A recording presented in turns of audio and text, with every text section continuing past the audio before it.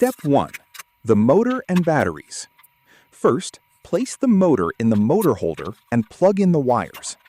Thread the battery pack wires through the hole in the front of the box and plug them in. Finally, insert the batteries, which are not included, into the pack. Step 2. The turntable. Pressure fit the shaft into the turntable hole. If it's loose, use a bit of tape. Then, fit the shaft onto the motor. Step 3. The paint shroud. Simply unfold the shroud and slide it into place. Make sure that the part marked front slides into the front slot of the box.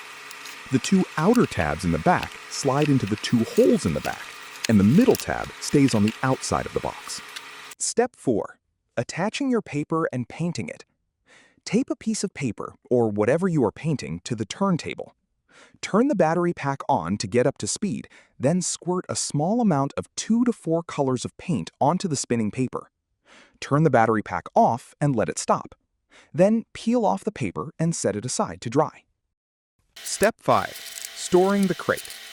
Put everything back in the box and wait for the shroud to fully dry before folding it flat for storage. You can also store small paint bottles and paper inside the box for next time.